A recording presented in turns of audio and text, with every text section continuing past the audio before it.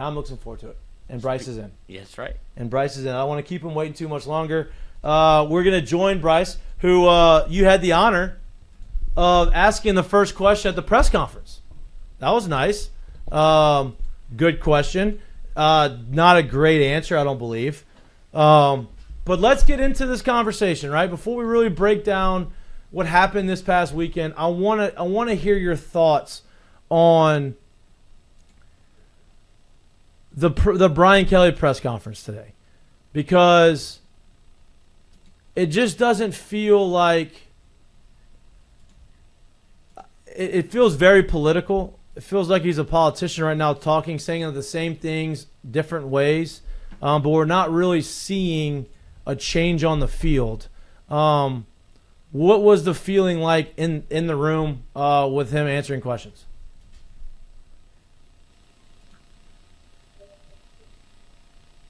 Can you hear me? We can hear you. Yeah. Okay, perfect. Sorry about that. Oh, you're good. You look so perplexed. I didn't know what to put you on or not. I didn't hear Mikey address me in the beginning because I hadn't connected my audio to the Zoom call, so I thought he was talking to Jared, and then I quickly realized Jared wasn't in the room today, so it's like, I think this is me.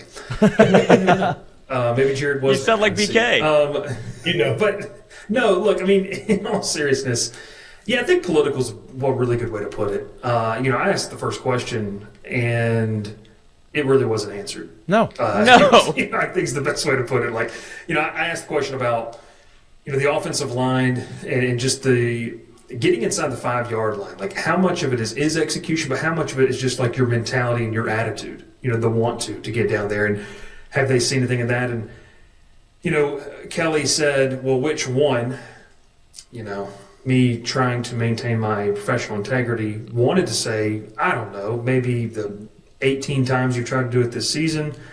Didn't want to go that way, but you want to go full Cobble? I did it. No, I didn't. He's going to watch this, and Cobble's going to get mad at me. So now I've just got myself in trouble again. But no, I think just in terms of like the press conference, people want certain questions to be asked. And, I've seen it. It's been on our message board over at On3. It's been on social media about, who really is going to ask the tough questions. But you have to realize, like, what is Brian Kelly really going to answer?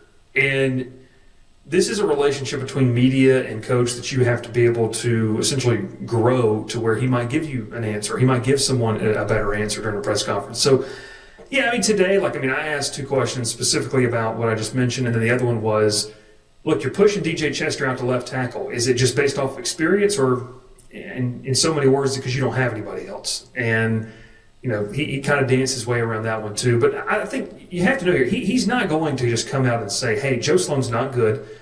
We have an awful offensive line, and our defense played absolutely. Our defense isn't as good as we thought we were behind, Whit Weeks and Bernard Good. They're just not that good. And Harold Perkins has been a bust. Like, the thing that fans want him to say, he's not going to say that. That's not. I don't know. That's not how I would want someone to run the program, just to be that brutal about things. I think those conversations happen behind closed doors, and I think the message of the fan base, at least from my perspective, from what I've been told, is those conversations have been had, but publicly. It does no good for him to go out there and throw a fit and whine and complain and slam his hand on the desk and say, hey, here's the issues. Everyone knows it. He knows it. He's been doing this for long enough. It's just, how do you navigate the questions that we're going to ask while answering but not really revealing and trying to throw your team or your players under the bus? Yeah, and I think the frustration with fans, right? And because I agree with you. I've said that every time that he's had a press conference. I'm like, what do you want him to say? Like, he's got to be somewhat presidential in the way he answers questions, because it's a fine line. You say things that look like you're throwing people under the bus, and then you don't say things, and the fans were like, well, you keep saying that you're not really answering any questions. And so I think what the frustrating part is, even if you know that, right? Even if you understand that, look, he's got to say this. These conversations they're having these conversations behind closed doors. You have not seen an improvement. You haven't seen a change on the field, and that's the frustrating part. And I guess my question is, why is that? Is that because it's not because you don't have the talent to do it? You do, especially on the offensive line. You have 4 5 stars on your offensive line group somewhere on the roster. right? You have talented guys. You have the number one center transfer in the portal on your team that's got experience. So you have the talent, right? So where's the disconnect? Is it the team, they talked about it before the season, they have a bunch of buy-in. Oh, everybody's bought in. It doesn't feel like they're bought in. It doesn't feel like everybody has the continuity. Does that fall on BK? Does that fall on the other stuff? Like, where does that blame lie? Ultimately, because Brian Kelly's the head coach, it's going to fall on his shoulders. But I think when you get down to the grassroots of it, it's a combination of missed evaluations, and it's a combination of lack of development.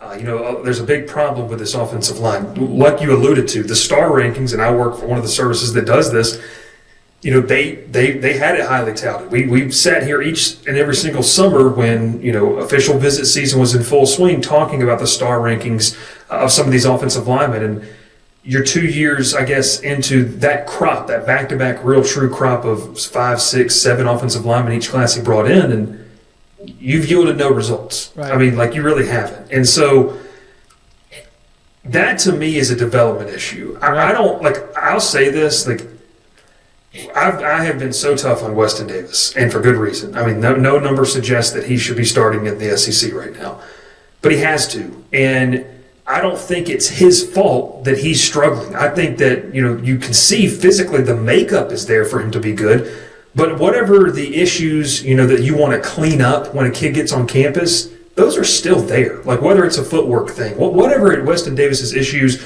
and I want to use the word issues lightly, like the things that you wanted to say, hey, we can improve upon this once you get to campus, those obviously haven't been fixed. Those haven't been corrected. Those haven't been developed. And you're just in a situation now where you have that lack of development. And then to your point, I think it's a little schematics, in terms of when these guys don't develop, they're relying on the athleticism that got them that star ranking in high school, where often they were the best player on the field.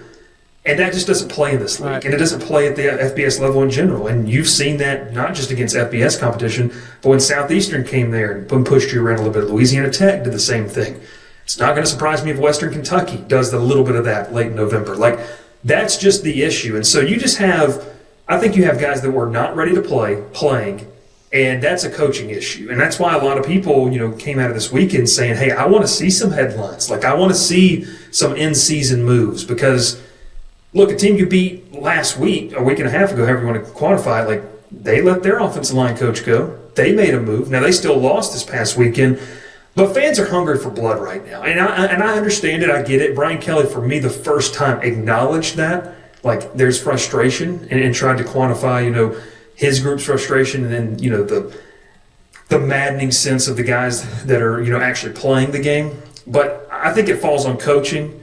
I think that a lot of that talent hasn't been delivered upon, and that's a combination of both the young men, but also the coaching not getting to where they need to be. Because, look, you can make fun of star rankings all you want, but when you get to the NFL draft and you see the amount of 4 and 5 stars that are selected, the odds are good. And so it's not like these people doing the rankings don't know what they're doing. You're going to have a player slip through the cracks. You're going to have some bust, of course. Well, that's what I'm saying. Not that many, not every year. You got guys that should be able to play. Correct. You have enough of those guys accumulated that where they're not all going to – you can't miss on all of them, right? That's just not – some of them I'm with you on the development side. Jared's got one for you, Bryce. Yeah, Bryce, you speak about the underdevelopment or the underperformance of the offensive line. This game we saw Bernard Gooden, obviously, who I think it's fair to say that everything that they thought that they were going to get out of Bernard Gooden this year, they've gotten that and more, and he's been awesome for that defensive line. But you have a game where you have him out, you have Whit Weeks out, who's basically the captain of your defense as well. Do you think after watching that game that now there is a growing understanding, especially with the rest of the schedule that you have ahead, growing understanding that, hey, they don't have, I think at the beginning of the year, we looked at it and understood that, hey, this defense is really good, but they don't have true game changers on that defensive line, so they have to get real cute. They have to do a lot of things in terms of to be able to provide the pressure. Do you think people have now understood that and realized, hey, they can't really beat us up front, so if we can kind of keep pounding them and doing what we want ahead, we have a chance to beat them. And because of the underperformance of the offensive line, and because there isn't a true game changer, Peyton has played well. Bernard Gooden has played well. right? But there isn't that guy that you look at and you're like, him. If he wrecks the game, we may lose the game. Mm-hmm. You go back to the last. I was doing a little look into this, maybe 5, 6. I mean, you can probably go back further depending on how you want to look at it. National championship games, and even on both sides, you had guys that they just struck fear into opposing offensive coordinators, and I don't think LSU has that. Like A.J. Halsey strikes fear in terms of you're a receiver going over the middle of the field or you're trying to make a play, but guys, that's 7, 8, 9, 10 yards off the line of scrimmage. Like you've already gotten some yardage by then in what you want to do, but. I think you and because of that brand of ball, like it's just a different year. It's like you can't you still play it the way he likes to play it. Yeah, you can't. Look, they don't have a true pass rusher. I thought Gabriel Relaford to me was the most explosive pass rusher. Once you lost him, that was a concern. Jamari Butler goes down. I mentioned I think Patrick Payton to this point is a really good guy that just disrupts the pocket, but he's not getting home for sacks. Jack Pyburn doesn't have a ton of pass rush moves. Like he just tries to bully people, and so. To your point, Blake Baker and this defense had to get exotic. And we saw that against Clemson. But then you look at the offenses they've been able to dominate. I mean, they turned to not be pretty good at all. Like they're just not that good. And in this game specifically, Vanderbilt did a great job picking it up. So to your point, they had to get cute. They had to get exotic because when you lose Gooden, you don't have a pass rush from the interior. When you lose Whitweeks, you're losing a blitzing linebacker that's athletic enough to make plays. You don't have that in either of the other two guys that were utilized there. So you saw a situation of where when a team can counter that, when they can say, hey, I'm going to keep this running back in or this tight end's going to stay in and we're going to take our chances, they just kept capitalizing. And, I think it makes it harder on the secondary. Now, thank God this secondary is better than it was, last year and this year because I think it could have gotten really ugly in that game if it didn't. But, yeah, to your point, they don't have a feared defender. And people keep wanting Harold Perkins to be that. And I thought it was probably one of his, if not his worst game this season in terms of what he put out there. But they just don't have that. And that's something that, in my opinion, even before I got down here to cover LSU, they have not had that in quite some time. Like that one guy, top 10 pick, where you're just like, he is going to wreak havoc. We can't run at him. We can't do anything. We're going to have to eliminate this side of the field in the front seven. I mean, guys, you guys have been around LSU longer than I have. I'm trying to go back and think about the last guy. Like, correct me if I'm wrong because I wasn't here for his entire LSU career, but B.J. Ojulari, they thought he would be that. I don't know if he necessarily ever delivered on the elite potential, but he was a pretty good player. But yeah, solid. I mean, before that, you're going into the 2010s, mid-2010s maybe? You're going Stingley was the last one. Delpit. If you're going to go. No, he means up front. I'm talking front seven. I'm sorry. Yeah. I guess, honestly, probably Patrick Queen. Chase on. Caleb, I mean, so you're talking about the national title 19 teams. team, yeah. But no, it would be B.J. Ojulari would be the only other name. You haven't had that. Yeah. And to your point, Jared, to be a title contending team, I think that you have to. Like, you can have a great committee, like a good solid defense. LSU has that. They just don't have that one guy that's a block away. If you're not going to have that, you have to be very explosive on offense, and they just haven't done that yet. Yeah. They're not. And look, they're not gonna. There's a lot of issues on the offensive side, right? Everybody, the whole thing was Nuss needs to get healthy. Okay, Nuss is healthier. He wasn't bad. He wasn't a Heisman Trophy winning quarterback, but he wasn't bad. But the offensive line was bad. The wide receivers have not been good. Like they lead the SEC in drops. You have issues. The best wide receiver you have is Trey Green. Mm-hmm. It's the best one. All the other ones are dropping. They drop passes. They're not reliable. It's a surprise. Is this something that is this who they are? Like, it's not fixable. Is my question. Yeah, I've been saying since the Ole Miss game. These are off-season problems that have creeped into the season. You can't do anything about this in terms. And I know that's a bleak message, right? Like that's a tough message to hear, and I don't like saying it because I was talking with some of the media today post Kelly's presser, and I was like, this is infuriating because all that you did to build this team, and this is the result 6-7 games in, like. You're 5-2, but man, you take a temperature of this fan base, and they're ready to fire a head coach who's 5-2. Now you got to look within and kind of what it looks like. But yeah, it is. I mean, to your point, Garrett Nussmeier is not even going to be close to New York this year. No. Like there's no chance. And I don't care if he throws for 300 yards the rest of the season. This offensive line will not allow him to be that. They're not going to give him enough time to do anything. Nick Anderson's stock, I don't even know what that is because you're never going to have an opportunity to really consistently push the ball 15-plus yards down the field. Barry and Brown, I will say this. I guess people saw him coming to the sideline, jawing back and forth with Brian Kelly. Yep. Just talking to people. I don't think he's happy. I wouldn't be happy. Not. You came here to capitalize on an opportunity that you had built for yourself at Kentucky. Wide receiver, where really is that? Now, you have some drops, no doubt about it, but you haven't been a feature role in this offense. So they are who they are offensively. That's not going to change. The bright spots, I will say, because I don't want to be too doom and gloom, Trey'Dez Green can be the game-changing factor. He's probably the lone game-changing player you have on offense in terms of your receiving and your core outside of Aaron Anderson fully healthy. And I think Kyle Parker's a nice player too. But Trey'Dez Green is a mismatch. Like you saw in that South Carolina game, they just kept feeding him. So it's going to have to be very elementary. And teams are just not going to be able to stop it if LSU is going to win games and push for a playoff spot. I'll also throw Harlem Berry in there too. Yep. I did a stock report this morning in terms of guys who I thought were trending up, and he was number one on that list for me. I mean, look, Caden Durham is a nice physical back. I think he's, whatever his true status is and his health, whatever it is, I don't care. But Harlem Berry needs more touches because his vision, his balance, and his decisiveness to hit a hole while also being patient, you got to have that with how bad your offensive line is. So, there are positives. Like, you can go win some football games, but you are going to have to overcome a lot. And so I just think you are who you are offensively. And then defensively, you are who you are, and you just got to hope it works. Like, LSU fans, we probably got really overexcited after that Clemson game, thinking this is the best defense in the country. Then you shut down DJ Lagway, and you're like, holy cow, like, those are two of the perceived top 5 quarterbacks in college football that you made look like they didn't belong anywhere near the list.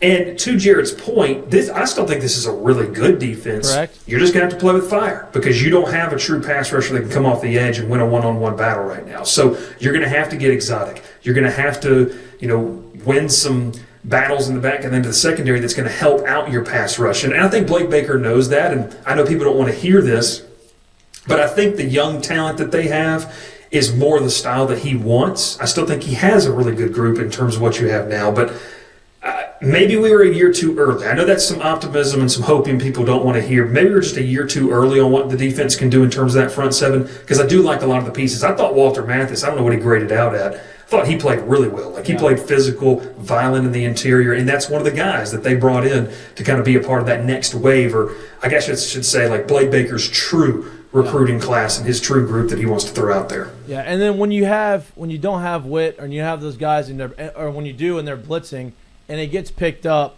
that leaves the middle of the field wide open, so you don't even get to utilize the strength of your secondary of the cornerbacks who are locked down, right? You don't get to utilize Mansour Lane. They're not going to challenge him because the middle of the field is going to be wide open. Vanderbilt utilized their tight ends all day, right? All day. And so that's another issue. I got in trouble for talking about the linebackers on social media. So, but I'll say this, like... Oops, sorry, I didn't see that. No, it's fine. It's fine. How are you doing to cover LSU?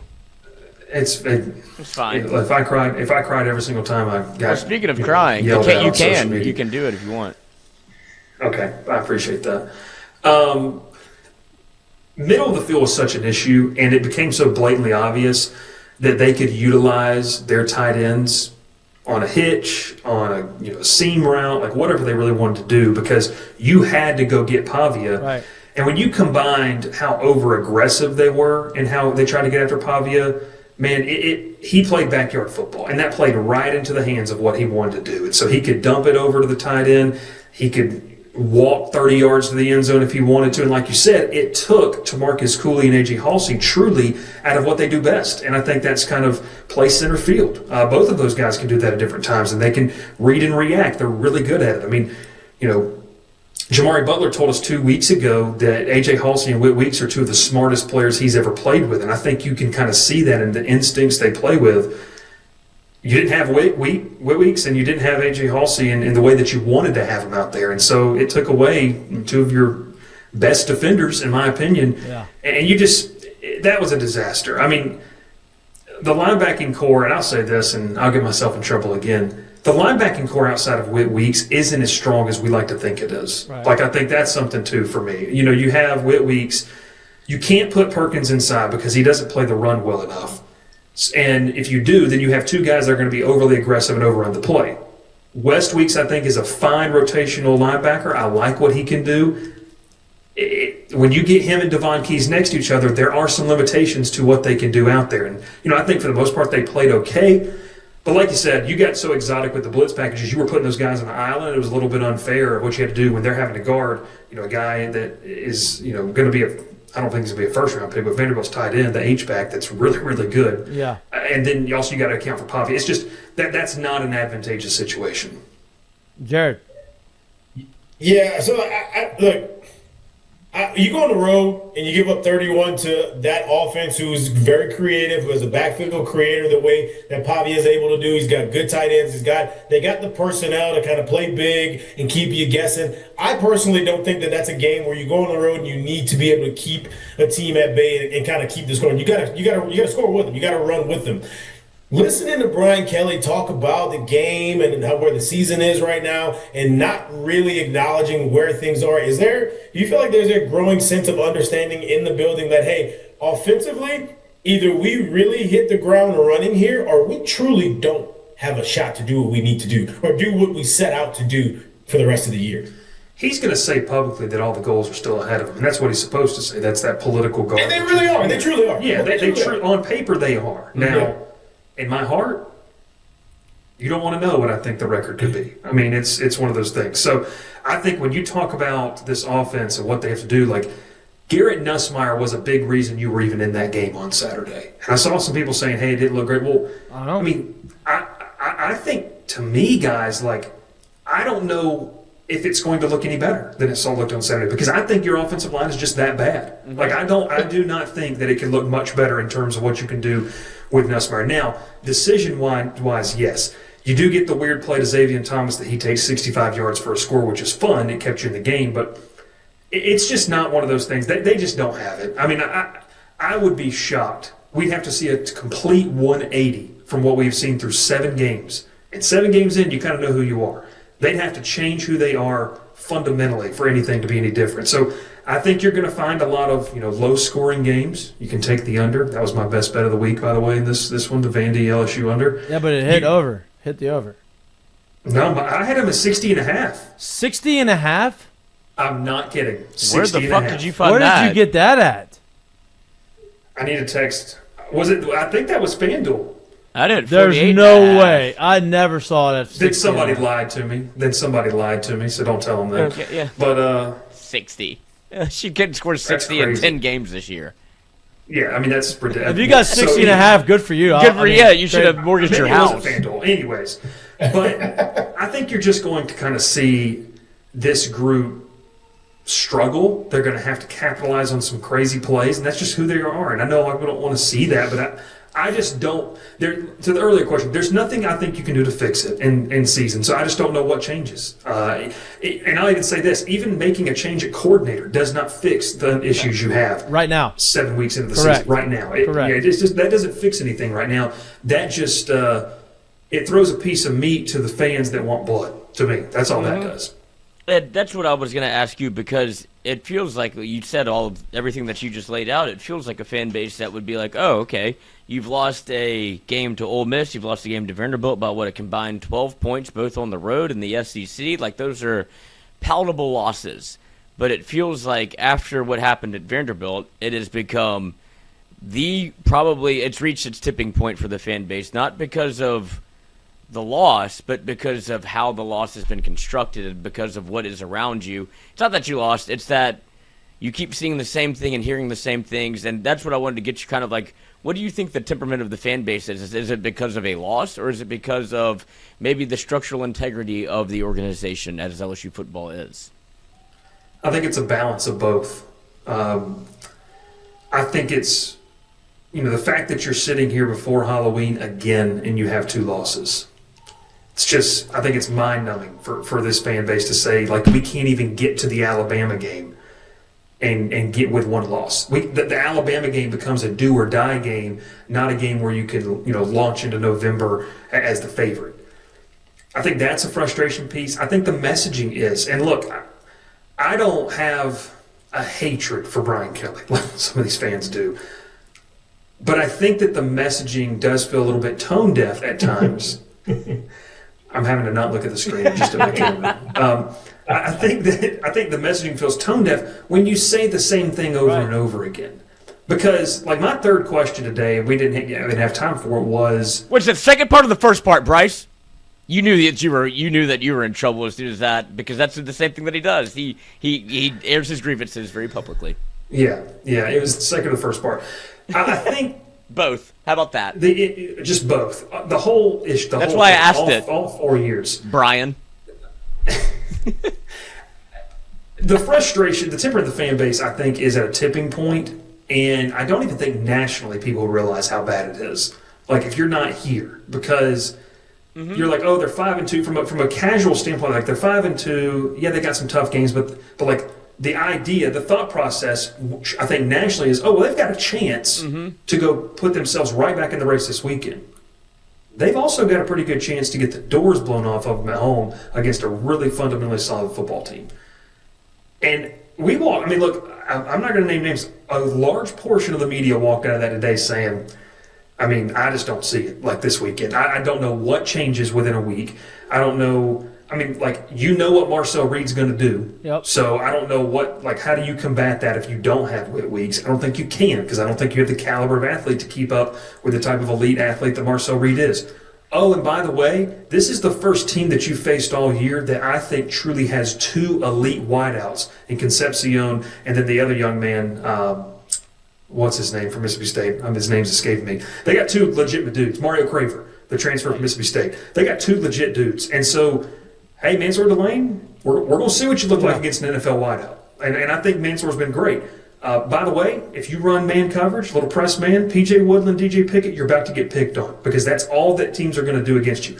Not a shot at those guys. They've been really good. It's just the nature of the beast with how this group's constructed. So I think the Temperature fan base is really frustrated. I understand it. I get it. I'm frustrated, and I'm not even a fan of the team. I think it's just kind of ridiculous that you sat in the spring as a staff and you looked at this roster and said, yeah, we don't need to go get a tackle. We're good. Come on. And I think it's been so laughably bad at tackle on the right side and the right side of the offensive line. I just the fact that you couldn't foreshadow any of that. That just doesn't feel like something that just surprises you. That goes to the evaluation. Crazy. That goes to the evaluation part and the development. If they thought that they evaluated him to say, hey, this guy is the guy, and you believe that he's talented enough and he's capable of doing it, then either you're a bad evaluator or you're a bad developer. Well, let me say this. That's why it's a fireable offense for those position coaches, in my opinion. Right. That's why you make moves at the end of the season. I'll just say this, because we're all thinking, if Brian Kelly is going to stay, then you are going to see a complete overhaul of this offensive coaching staff. That's just my opinion as we sit here on October 20. Okay, with that said, if Brian Kelly is going to stay, what does that mean?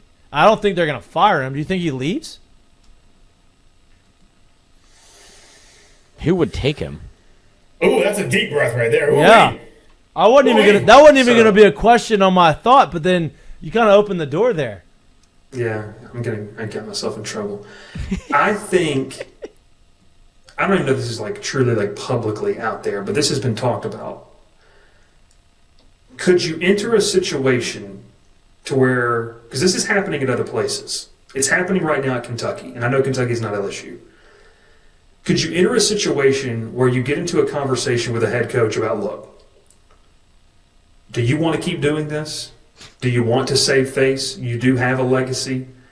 Because I don't think next year, when you talk they'll about be awful next year. I don't know how you get the same funding if you don't win out. So I don't think you're going to be good next year. I could be wrong. But is there some type of conversation that's presented to Kelly because I don't think they can just straight up eat the $53 million. I guess you could, but whatever. If you're not going to eat the $53 million, could you say, all right, we're going to pay you $25 to walk away, save face, and retire? I don't know. That's something that I'm just okay. I heard that and I was because I'll say this, that's what Kentucky's trying to do with Mark Stoops right now. is say, hey, we need to save some money here on this buyout. I think that's something that Hugh Freeze and Auburn are going to kind of touch on in terms of what they want to do. Apparently, that's something Wisconsin and Luke Fickell might try to have a conversation about. And so, if you're LSU, I don't know. And then it becomes, what does Kelly want to do? Does he care more about winning, or does he care more about pocketing the money? And I know, obviously, how certain people feel about this, but I think that would be the only scenario. That would be the only scenario, Mikey, where you get him out without just straight up firing. Yeah, unless he takes a head coaching job somewhere else, which I don't think he's going to do. Nobody's going to hire him. I don't think he's going to. Whose shortlist would he be on right now? I mean, it'd be Penn State. Like, I think that's the one place where you're like, he could go back up north, but I just don't see that happening. I don't see the team investing 6 years, whatever. We say that because it sounds good where we are right now, but as it stands, 2 years in a row after you've left there, Notre Dame's in a better spot than you are. Yep. Than you are right now. Yep. You left to come here to be in a better spot than what you were there. They're in a better spot than you, and this is 2 years in a row. Correct. So it sounds good, but if that's what Penn State's looking for in terms of wins, he's not the guy right now. No. You just fired the same guy, respectfully. Yeah, it's just a paler James Franklin. No, exactly. Yeah, that's what what is Kelly going to do that Franklin didn't? And that's all, like, we're talking about, obviously, like, high levels of success here where you just can't win the big one. I mean, there's a lot of teams that would kill to win 8 to 10 games a year. But you know, that's a whole other topic for another day on what Penn State's decision was. But I just don't – I don't see Brian Kelly leaving. I don't see him being fired unless – here's the kicker. That sounded so palatable, what you just said. Like, it's like, at some point, fundamentally, you have to be like, Brian, are you enjoying yourself? Probably not. We don't like you here. Like, let's just all good. We tried. You tried. This is what divorce is. Well, I don't think Brian Kelly enjoys this new. He fucking hates it. And I don't think that's a breaking news to anybody. No. So it's like he thought it would be easier, and it's not. Yeah, if you could negotiate something to the fact of where it's like, hey, look. Go away. You're going to be a Hall of Fame coach before this gets really bad. Like, let's part ways. We'll send you off. But that's obviously, he's got to determine what matters more, the $25 million or trying to keep winning and spinning your tires in a year where I just don't think this was the year. 26. This was the year. It always was, because tell me this. We could be, and I texted somebody this. You legitimately could be staring down the barrel of this right here. 7-5 this year, which is completely in the cards. Yeah. And I'm just going to be real with you.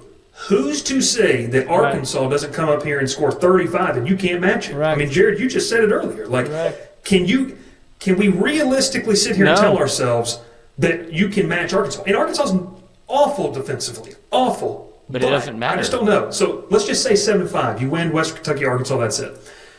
You fire your entire offensive staff. So now you have to hire a whole new offensive staff. Maybe Tommy Rees gives you the hometown discount to get away from the weirdos in Cleveland. I don't know. Then you continue to go. The next domino of this is, and there's no insider to this information, but this would be interesting. What if John Summerall down at Tulane gets another job? You know who they're calling? Blake Baker. And you know who Blake Baker would potentially bring with him? Kevin Peoples. Yeah. Who they would do another stint down there. So now you're talking about, hey, we got Brian Kelly back, but we got to go hire a whole new offensive coaching staff. We've got to go get a new DC. You got to retain players that you feel like are a part of it. Oh, and you've probably got to go pay for a quarterback while you're at it. You're talking about you have to add more next year than you did this past year. And I just don't know how, unless they run the table, get in 10-2, or crazy things happen, and there's somehow there's a 9-3 team, I don't see how you get the funding to do this thing again. So you better have some dang good coaches next year that can elevate the team. And we'll see if that happens. Boy. It's a dark. We're not in a good spot right now. And that's that said, you're number 20 in the country, and you only have 2 losses with the home game against a number 3 team that people think they can beat. With that said, all right, and I'm gonna I don't want to keep you too long. It's the last question I have. Bryce, we need to talk more. We are on the same page. If the guys have a question, they can answer the phone first, Lloyd. I know. Fair. Obviously, you got A&M at home this weekend, number 3 team in the country. The way LSU's been playing, they don't give you a lot of hope that you would win the game. But it's A&M at LSU. It seems like every time LSU, no matter how good or bad you are, you play A&M at home. It seems like it always seems to go in the home team's favor. With that said, you're not winning the game without Whit Weeks and those guys on the defense. What's their health like? What's their status like for this weekend? He wouldn't tell us. So we asked the question. You can read Darcy, the advocate, ask the question in the press conference, and he says, and you can go pull up the transcript. He goes, well, we'll have more information on what? What day is that again? Wednesday. Tuesday? Wednesday. No, it's Wednesday. It's been all year for the past 2 years. If Mikey, even if they do play, I don't think you win this game. No, I don't disagree with you. I'm just So what day did we talk again? Who's on my team? Is it they or we? I can't decide. Yeah. So I just think in bottom line, you got to have those guys. With Whit Weeks, is it something he can come back from and play? And then if he does, why would he? What? Well, never mind. But what? Jesus, Lord, you're the kids we talking about right now. Yeah, it's crazy. I think with Whit, it's like how effective can he be with that injury? And then Gooden, it's like, golly, dude. You talk about a collarbone. Our board is over here. I know we have some doctors on our message board. We got people diagnosing bone bruises, acting like they know what they're talking about. Bone bruises are not just when you fell down when you were a kid off your bicycle. They hurt, and I imagine a collarbone is not fun. So certainly you talk not about a guy who's that very position. Violent, sheds offensive linemen. That's going to affect him. So I don't know. That first injury report will mean a lot, but also too. Last week we were told Whit Weeks was he's just nicked up. So. I guess that's what it is. I don't know. And then I'll throw this in here, last thing, guys. The most interesting thing that no one's talking about today from this press conference, I believe it was Reed Darcy again. He goes, so, Coach, Jordan Gilbert and Ashton Stamps haven't seen the field here recently. What's their status? We're trying to protect them. That's interesting. Now, why is that interesting? Because they've only played 3 games. Uh-huh. And so, obviously, as you know, you can play your 4th game, and then obviously you can play postseason games. But I don't think anyone's going to care about the AutoZone Liberty Bowl for this team.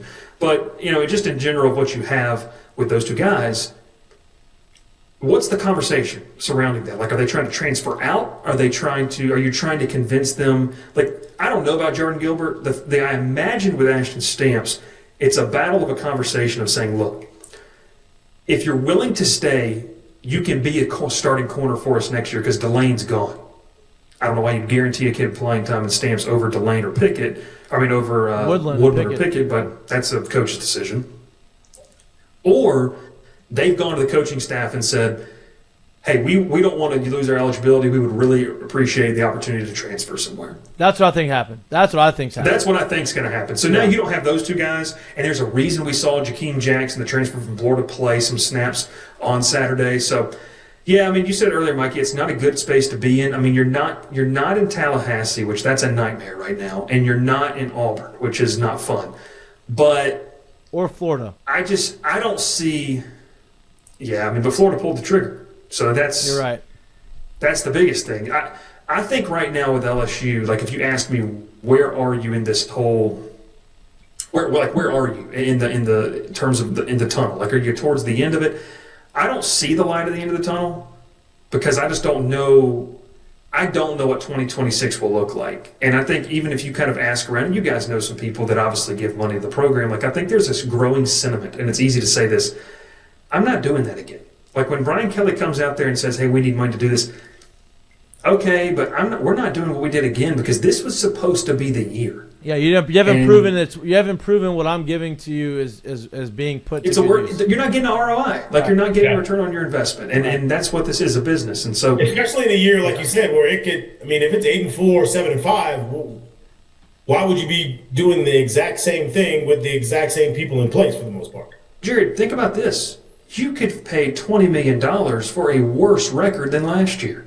That's what's crazy. How do you go back in any level of business and say, hey, we did worse last year with a heftier investment. Could we get it again and more? Right. Nobody would invest into that. Now, this is football and people are crazy and passionate, but yeah, it's a tough situation. The only way you can sell that to somebody is if there's a staff changes on the offense or something that you did and say, hey, do what I forget what school it was, but do what these schools are doing. They go get a transfer quarterback, but they bring in their offensive coordinator with them. Oklahoma. Oklahoma did that, right? Yes. Like, Yeah. if you say, okay, this guy's going, I don't even know who's out there to do that. But that would be the only way I think that you could convince people to say, hey, here's money. Look, it didn't work.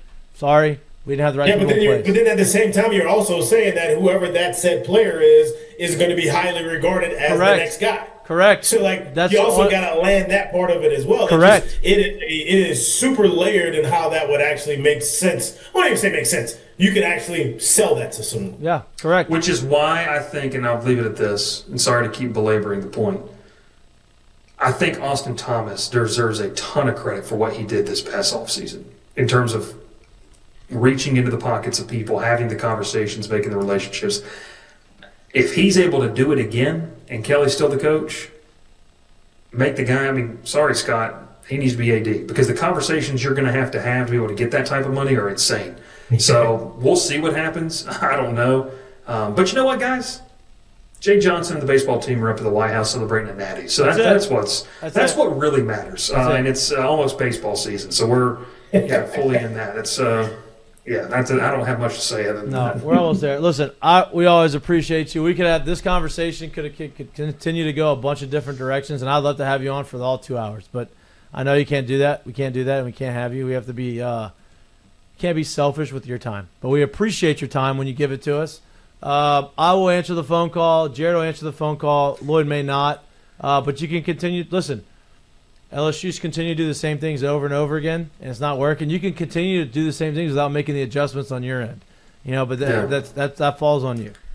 I'm just as bad as Kelly if I keep texting Lloyd. That's what I've learned today from today's show. So there we go. Hey, maybe next time on the screen this entire time this has been said. Yeah, exactly. Next 3 box, no 4 box over here. There's no quad box here on the stream. There he is. No, next time, guys, I got to come check out the studio. I want to. Yeah. It looks awesome, and we'll have to do that. I'll have to get that done. Love that.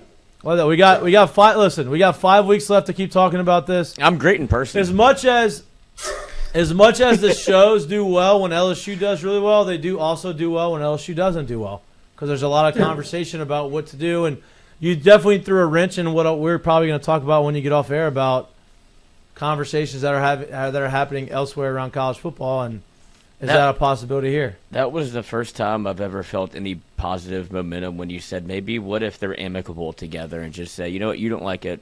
Like, that's a great idea. Now, I want to preface it. I'm not saying that has happened. No, you haven't. No, but I haven't thought of that Lloyd's yet. going to put out there that Bryce Koon came on the show and said that Brian Kelly Insider. said, nah, I'm good. First question, guys. We'll see what happens. Yeah, we'll see what happens. There you go. We appreciate you, dude. Enjoy the rest of your How does that work? Monday. Do y'all wrestle for the microphone or what? How does that go? I don't even know how to answer that question, but no, we don't wrestle for the microphone. I mean, Lloyd, how about you come to a press conference? I'm not credentialed.